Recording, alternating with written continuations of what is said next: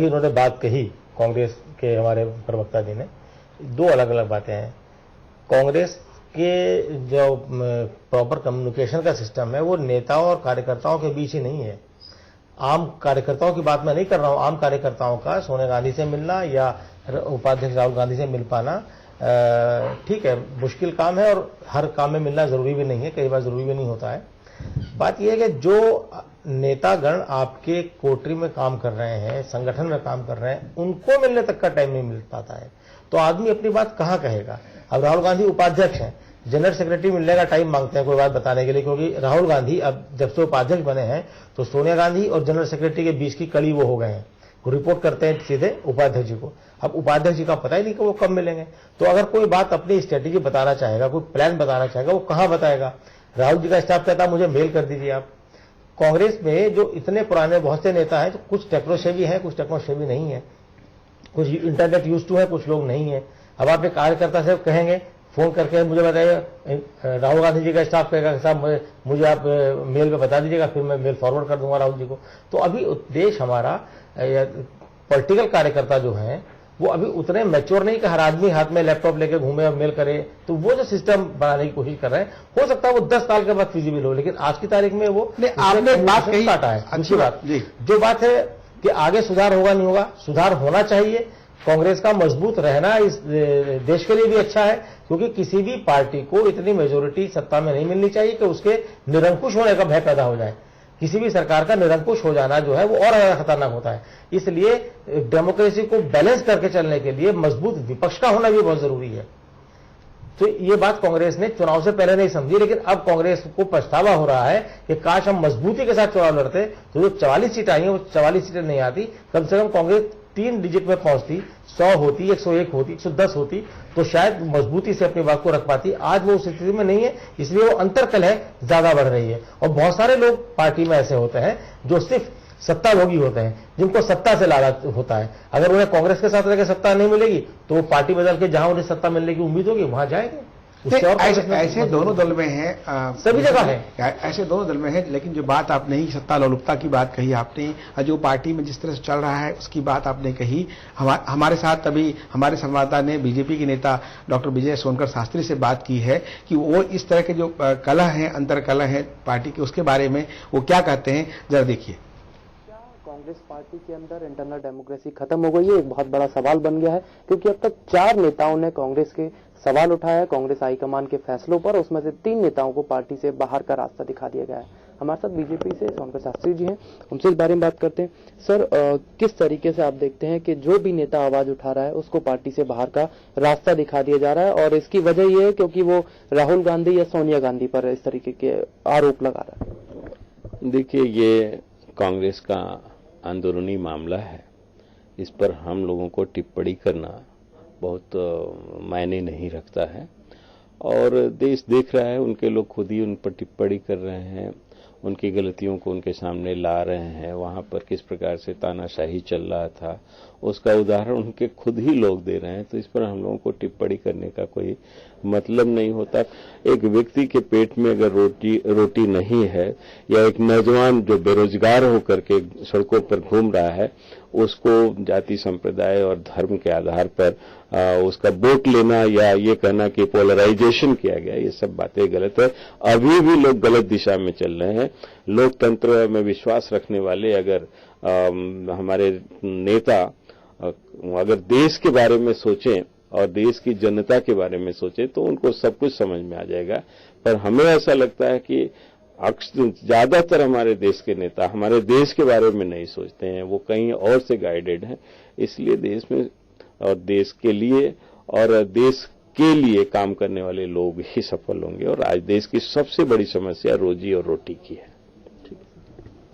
तो बीजेपी भी इस बात को मान रही है कि जिस तरीके की बात कांग्रेस कर रही है और कहीं ना कहीं जिस तरीके के अंदर खाने से विरोध की आवाजें आ रही हैं, उसने कांग्रेस को भी कहीं ना कहीं आईना दिखाना शुरू कर दिया है। मैं दिल्ली से कैमरा पर्सन राजू के साथ मयंक गुप्ता, चैनल 1। आपने देखा कि किस तरह हमारे संवाददाता ने बात की, और डॉक्टर विजय सोनकर शास्त्री भाजपा के लीडर हैं, और उनका ये कहना था कि देश के बारे में सोचना चाहिए, चाहे कोई पार्टी के लोग हैं, और कांग्रेस के जो लोग तानाशाह हो गए थे और देश के बारे में नहीं सोचा, इसलिए आंतरिक झगड़े बढ़ गए। सुदेश जी, आपको क्या लगता है कि कांग्रेस हो या बीजेपी के लोग हों, हम यहाँ कांग्रेस चर्चा कर रहे हैं, वो देश के बारे में सोचना बंद कर दिया इसलिए उनकी दुर्गति हुई? देखिए, इतना सिंपलिस्टिक नहीं है राकेश जी, क्योंकि आप अगर सिर्फ ये मान रहे हैं कि एंटी इनकम्बेंसी के कारण कांग्रेस हारी, तो मैं इस थ्योरी को नहीं मानता हूं। मैं मानता हूं कि एक बहुत बड़ा पॉजिटिव मैंडेट था ये मोदी के लिए। एंटी इनकम्बेंसी होता तो इतना भारी मैंडेट नहीं मिलता, और बाकी जो पार्टीज थी, जैसे उत्तर प्रदेश में रीजनल पार्टीज, बिहार में रीजनल पार्टीज, उनको नहीं मिला मैंडेट। इसका मतलब है कि एक पॉजिटिव मैंडेट था, और इसको कांग्रेस को जितनी जल्दी वेस्ट बंगाल की बात कहें, उड़ीसा की बात कहें, तमिलनाडु की बात कहें, वहां रीजनल पार्टीज को मिला जी, वहां स्ट्रांग थे, वहां बीजेपी नहीं है। बीजेपी जहां नहीं है वहां रीजनल पार्टीज को मिला। लेकिन आप अगर एक मोदी वेव के टर्म्स में आप अगर देखें, लेकिन वहां मोदी वेव काम नहीं किया, परसेंटेज ऑफ वोट बढ़ा है, percentage of vote West Bengal में भी बढ़ा है। आज बीजेपी और सीपीएम का वोट परसेंटेज बराबर है, और आश्चर्य की बात है कि बीजेपी आज हिम्मत के साथ सोच रही है कि वेस्ट बंगाल में एक फाइट दे। वही देखिए आपको उड़ीसा में हुआ है, और आपको आश्चर्य हुआ है तमिलनाडु में भी वोट परसेंटेज बढ़ा है। तो ये एक था, सीट में ट्रांसलेट नहीं हुआ, लेकिन जहां भी बीजेपी का एक आधार रहा है वहां सीट में जबरदस्त ट्रांसलेशन हुआ है। इस चीज को कांग्रेस जितनी जल्दी आत्मसात कर ले, कांग्रेस को एनालाइज करने में आसानी होगी, क्योंकि कांग्रेस को अपने इश्यूज में देखना पड़ेगा कि उन्होंने कहां कहां गलती की, जिसके कारण मोदी होप के रूप में इमर्ज किए। अगर कांग्रेस ने गलती नहीं किया होता, कांग्रेस ने स्ट्रॉन्ग एंटी करप्शन लॉज लाए होते कांग्रेस, और कांग्रेस के यहाँ 2G कॉमनवेल्थ वगैरह नहीं हुआ होता, तो शायद कांग्रेस को इतनी बड़ी हार का सामना नहीं करना पड़ता एंटी इनकम्बेंसी के बावजूद। नहीं, आपको अमित जी क्या लग रहा है आपको कि ऐसी स्थिति बनी है और ऐसी उत्पन्न हुई है जिसके कारण बता रहे हैं जैसा सुदेश जी कि कांग्रेस की जो हार हुई है उसके अपने कारण है? आपको क्या लगता है कारण कि उनकी तानाशाही है, या देश को सामने रख के नहीं करना, या आपसी झगड़े? देखिए, ना तो तानाशाही का सवाल इसमें उठता है और ना ही आपसी झगड़ों का उठता है। सिर्फ एक जो चूक हमसे हुई कि जो हमारे प्रोग्राम्स थे, जो हमने कार्य किए, उनको हम जनता तक नहीं पहुंचा पाए। इस वजह से हमारे को यहाँ पर नुकसान हुआ, और उसकी हम जिम्मेवारी लेते भी हैं कि कहीं ना कहीं हमसे चूक हुई है, जिसकी वजह से हमारे को वो जीत हासिल या वो सीटें हासिल नहीं हो पाई जो हमें होनी चाहिए थी। अब एक बात और मैं उसमें संशोधित करना चाहूंगा। हमारे साथी ने बताया कि कई वोट परसेंटेज तो बढ़ा, लेकिन सीटें ट्रांसलेट नहीं हो पाई, जीत की उस पर नहीं आ पाई। तो उसमें मैं सिर्फ इतना कहना चाहता हूं कि आपका जो वोट परसेंटेज बढ़ा है वो सब सीटों में कन्वर्ट हुआ है। ये पहली ऐसी सरकार है आजाद भारत की जिसको 31% वोट परसेंटेज पड़ी है पूरे हिंदुस्तान में, और वो सरकार में आई है और इतनी ज्यादा सीटें जीत के आई है। तो ये कहना गलत है कि सीट में कन्वर्ट नहीं हुआ, सीट में तो पूरा कन्वर्ट हुआ। हाँ, ये बात जरूर है कि आजाद भारत की पहली ऐसी सरकार है जिसको इतनी कम परसेंटेज वोट मिला है और इतनी सारी सीटें उसमें गलत कल्टिवेट हुई है। देखिए, आंकड़े जो आपके कहीं न कहीं कंफ्यूज कर रहे हैं अमित जी, जो आंकड़ों की बात आप कर रहे हैं, अलग बात है, वो बिल्कुल आंकड़े अलग है। बात कही, सुदेश जी की बात कही, उन्होंने अलग कही। नहीं, मैंने अपनी बात आपको बताई है कि उत्तर प्रदेश में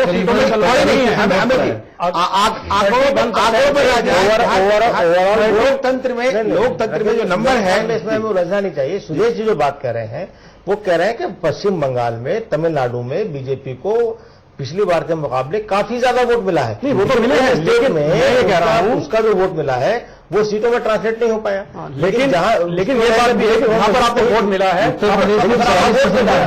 लेकिन जहां संशोधित करना चाह रहा हूं कि जहां पर आपको वोट कम भी मिला है वो भी आपको वोट सीट में परसेंटेज की बात है, वहां पर आप परसेंटेज की बात है, उसमें अलग बात है। हमारे साथ डॉक्टर विजय खेरा जुड़ चुके हैं, आजकल भाजपा में आ चुके हैं। कांग्रेस को इन्होंने काफी अरसा देखा, समझा, जाना, उत्तर प्रदेश के प्रवक्ता रहे उत्तर प्रदेश कांग्रेस के। डॉक्टर साहब विजय जी, आप ये बताइए कि कांग्रेस की जो ये दशा हुई है, जो दुर्दशा हुई है, उसके क्या कारण लगते हैं आपको? यूपी एक बैरोमीटर है, थर्मामीटर है प्रदेश देश का राजनीति के लिए। कांग्रेस की पराजय के लिए एक नहीं दसियों कारण है। इसकी पराजय की शुरुआत की नींव तो उसी समय डल चुकी थी जब 5 साल पहले सरकार में भ्रष्टाचार उजागर हुआ था। एक के बाद एक मंत्री भ्रष्टाचार में पकड़ा गया।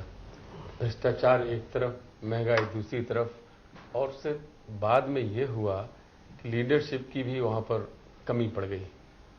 मोदी जी के सामने राहुल गांधी जो प्रोजेक्ट हो रहे थे, उन दोनों के बीच में इतना ज़्यादा अंतर नज़र आ रहा था कि शुरू से ही मोदी, उनकी कार्यप्रणाली, उनका बोलना, जनता की समझ, देश की नब्ज, जिन चीज़ों के ऊपर भी बहस हुई, उन सब में कांग्रेस का नेतृत्व काफी नीचे रहा और मोदी जी ऐसे लगने लगा था कि देश को दिशा दे पाएंगे ये। नहीं, कांग्रेस डॉक्टर साहब विजय जी, जो कांग्रेस की जो दशा हुई है, दुर्गति, आपने नेतृत्व की बात कही और आपके अपने कारण रहे जो आपका मुंह भंग हुआ इतने पुराने कांग्रेस में रहने के बाद, आपको लगता है कि जो कांग्रेस की जो दुर्दशा हुई है उसमें कांग्रेस के लोग मुख्य कारण है, उनकी तानाशाही और भ्रष्टाचार और जो एक दबंगई कहते हैं, जैसे लोगों से नहीं मिलना, लोगों से कट जाना? ये बिल्कुल सच है। मैं 10 वर्ष से अधिक उत्तर प्रदेश कांग्रेस कमेटी का प्रवक्ता रहा हूं और मैं कई वर्षों से बात महसूस कर रहा था। उदाहरण के तौर पर एआईसीसी में केरल से, उत्तर प्रदेश या मध्य प्रदेश या महाराष्ट्र, कहीं दूर दराज से एक जिला कांग्रेस का अध्यक्ष आता था तो वो मिल नहीं पाता था अपने महामंत्री से। यहाँ इस तरह की एक नई संस्कृति, महामंत्री नहीं मिल पाता था, राहुल गांधी बहुत दूर की बात है। जी, एक संस्कृति इस तरह की पैदा हो गई थी कि वहां आके लोग ये कहने लगे थे कि समय लेके आइए। मैं कई ऐसे महामंत्री को जानता हूं, मैंने अपनी आंख से वहां देखा है एआईसीसी में कि लोग जब आते थे, जिला अध्यक्ष या कोई बड़ा पदाधिकारी प्रदेश का, तो लोग मिलने तक का वक्त नहीं देते थे। 2 दिन के लिए वो आया दिल्ली में और 2-3 दिन 4 दिन उसको मिलने में लग गया, यही मुश्किल हो गई थी। जहां तक राहुल गांधी जी का सवाल है, मैं स्वयं एआईसीसी का सदस्य रहा हूं, उत्तर प्रदेश कांग्रेस कमेटी का प्रदेश उपाध्यक्ष रहा हूं, मैं नहीं मिल पाता था जी, मैं नहीं मिल पाता था उनसे, महीनों नहीं मिल पाता था। ये भी कारण बना। और दूसरी बात, जो कोठरी एक तरह से इकट्ठी वहां पर हो गई थी, कांग्रेस की संस्कृति कांग्रेस मुख्यालय से दूर जा चुकी थी, उसका पूरा पश्चिमीकरण होने लगा। खेरा जी, कोठरी और संस्कृति की बात जो आप कर रहे हैं, एक मुद्दा है, ये मसला है। वक्त हो चला छोटे से ब्रेक का। ब्रेक के बाद हम फिर मिलते हैं, हमारी ये चर्चा जारी रहेगी।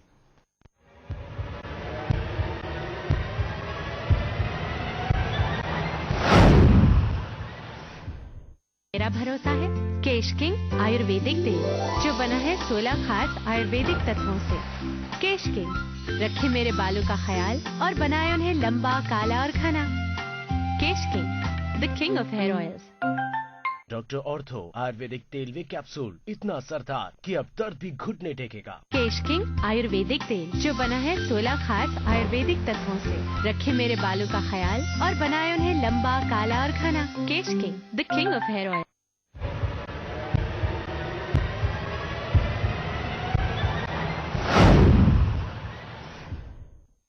ब्रेक के बाद आपका स्वागत है। आप देख रहे थे हमारा खास प्रोग्राम न्यूज लाइन और हम चर्चा कर रहे हैं कांग्रेस में कलह की।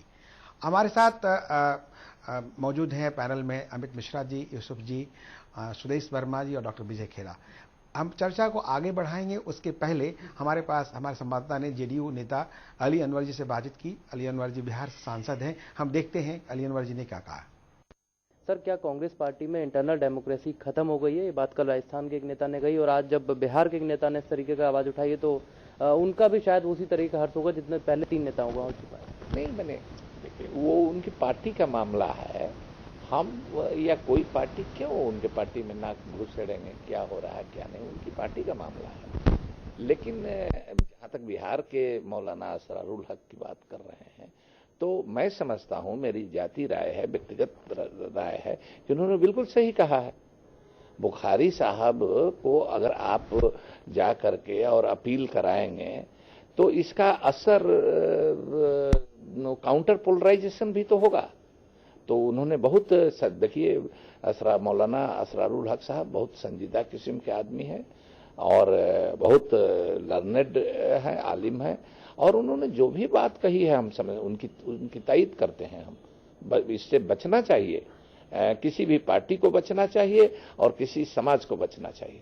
सर, आपको लगता है कि चुनाव जो है इन्हीं सब चीजों से कम्युनल हुआ और जिसका फायदा बीजेपी को मिला? नहीं, मुख्य दोषी बीजेपी है कम्युनल पोलराइजेशन के लिए। वो सारी राजनीति उसी को करती है और कई बार जो मुस्लिम जो लीडर हैं उनको भी ट्रैप में लेकर के इस तरह का बयान दिलवाती है। कोई वकील नहीं होता है, दोनों पार्टी से फीस ले लेता है, तो उसी तरह के कुछ वकील लोग हैं, बयान देने वाले, फतवा देने वाले कुछ इधर से भी हैं और कुछ सिंघल और तुगड़िया इधर भी हैं। सिर्फ एक तरफ सिंघल तुगड़िया नहीं है, लेकिन इसकी शुरुआत हमेशा बीजेपी करती है।